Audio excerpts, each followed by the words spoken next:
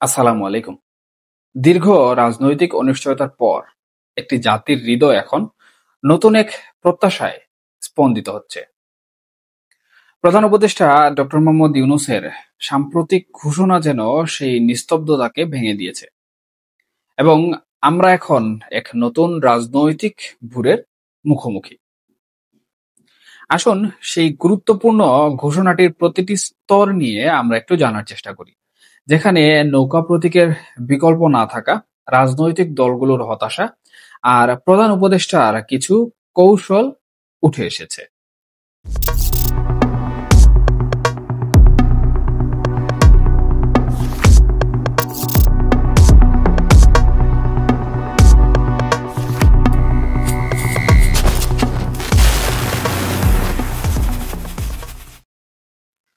প্রধান উপদেষ্টা তার ভাষণে আসন্ন জাতীয় সংসদ নির্বাচন সম্পর্কে কিছু গুরুত্বপূর্ণ কথা বলেছেন।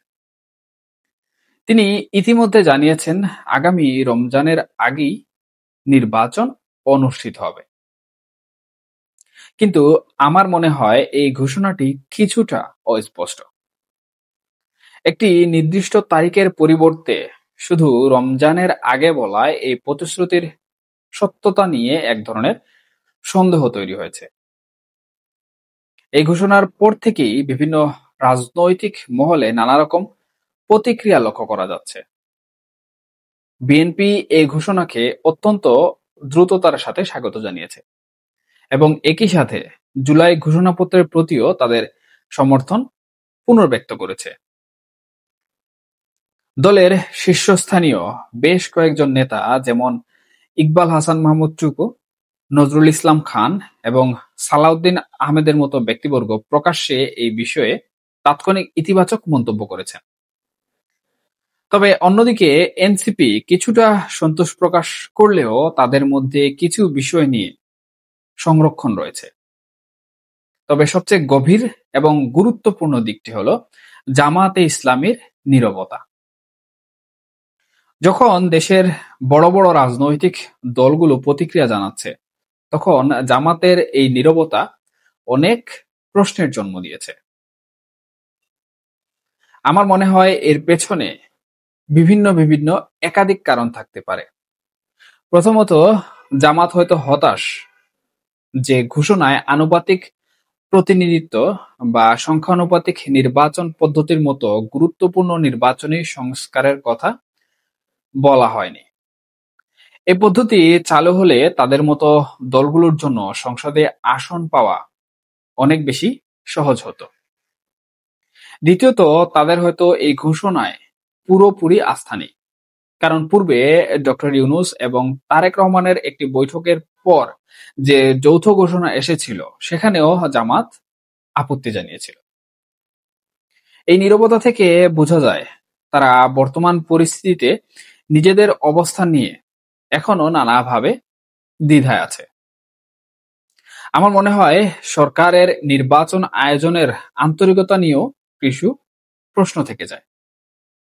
সংস্কার এবং ন্যায়বিচারের মতো গুরুত্বপূর্ণ শর্তগুলো হয়তো নির্বাচন বিলম্বিত করার অজুহাত হিসাবে ব্যবহার হতে পারে। এই সন্দেহ আরো জোরালো হয় যখন আমরা এনসিপি নেতাদের এবং সাবেক মার্কিন রাষ্ট্রদূত পিটার ডি হাসের মধ্যে একটি বিতর্কিক বৈঠকের দিকে তাকাই।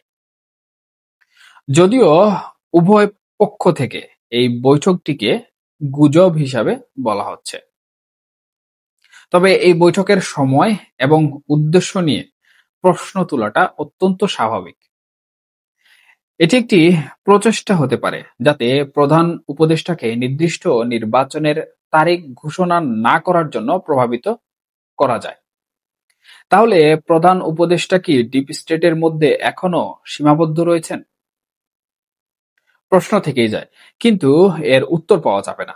এভাবেই ধাওয়া পাল্টা ধাওয়া দিয়ে বিষয়টি ধামাচাপা পড়ে যাবে। যাই হোক, মূল আলোচনায় ফিরি। যে কথাটি বলছিলাম সেটি হচ্ছে এই ঘোষণা অর্থাৎ নির্বাচনের সময়ের সাথে আরেকটি গুরুত্বপূর্ণ বিষয় যুক্ত আছে, সেটি হলো জুলাই ঘোষণাপত্র।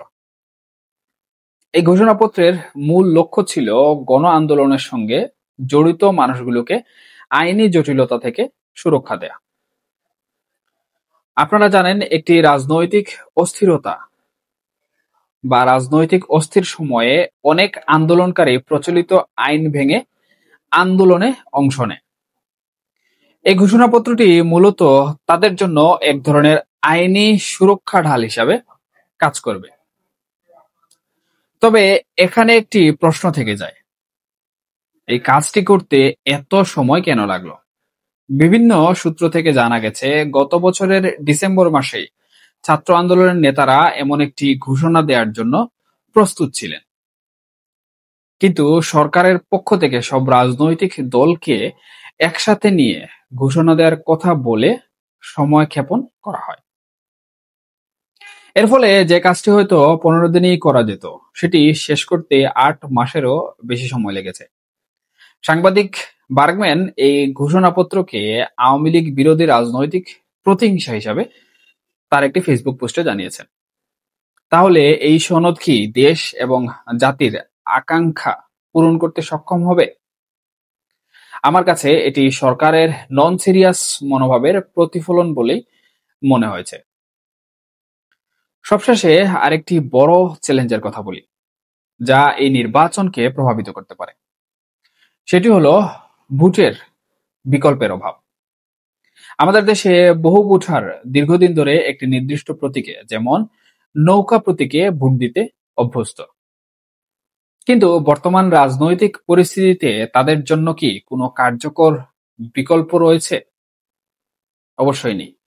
নির্বাচনকে যদি বিশ্বাসযোগ্য করতে হয়, তাহলে ভোটারদের জন্য একাধিক শক্তিশালী ও নির্ভরযোগ্য বিকল্প থাকা জরুরি। আমি মনে করি এটি শুধু রাজনৈতিক দলগুলোর নয়, বরং সরকারেরও একটি গুরুত্বপূর্ণ দায়িত্ব যে তারা এমন একটি পরিবেশ তৈরি করবে যেখানে নতুন রাজনৈতিক শক্তিগুলো আত্মপ্রকাশ করতে পারে এবং ভোটাররা তাদের পছন্দের প্রতীক বেছে নিতে পারে। এটি নিশ্চিত করা না হলে নির্বাচনের গ্রহণযোগ্যতা নিয়ে ভবিষ্যতে আবারও প্রশ্ন উঠতে পারে। একই সাথে আমি প্রধান উপদেষ্টার সেই বক্তব্যের সাথে একমত হতে পারছি না, যেখানে তিনি নাগরিকদের নির্বাচনের দিনটিকে একটি উপভোগ্য এবং উৎসবের দিন হিসাবে পালনের আহ্বান জানিয়েছেন। আমার যুক্তি হলো, একটি শান্তিপূর্ণ ও সুশৃঙ্খল পরিবেশ নিশ্চিত করার দায়িত্ব হচ্ছে সরকারের, নাগরিকদের নয়। যদি দেশের সার্বিক ব্যবস্থা নড়বড়ে থাকে, তাহলে নাগরিক কিভাবে আনন্দ করবে? সুতরাং এই সরকার যদি থাকে নির্বাচনে এবং তারা যদি সার্বিক নিরাপত্তা দিতে ব্যর্থ হয়, তাহলে এই বার্তা কি আগাম সীমাবদ্ধতার কোনো ইঙ্গিত দিচ্ছে? যা কোনোভাবেই কাম্য নয়। তাই সরকারের উচিত আরো সিরিয়াস ভূমিকা পালন করা, যাতে এই নির্বাচনের পূর্ব এবং পরে সরকার নিয়ে কোনো প্রশ্ন না ওঠে। এই ঘোষণার মাধ্যমে দেশের রাজনৈতিক ভবিষ্যৎ একটি নতুন দিকে মোড় নিচ্ছে। এটি যেমন সত্য, তেমনি এই পথে অনেক চ্যালেঞ্জও রয়েছে। একটি সুষ্ঠু, অংশগ্রহণমূলক এবং বিশ্বাসযোগ্য নির্বাচন নিশ্চিত করা এবং জনগণের প্রত্যাশা পূরণ করা, এই সব মিলিয়েই সামনের দিনগুলো নির্ধারণ করবে দেশের ভবিষ্যৎ। এখনকার মতো এই পর্যন্তই। আপনি চাইলে আপনার গুরুত্বপূর্ণ মন্তব্য কমেন্ট বক্সে জানাতে পারেন। সবাই ভালো থাকুন, নিরাপদে থাকুন। আল্লাহ হাফেজ।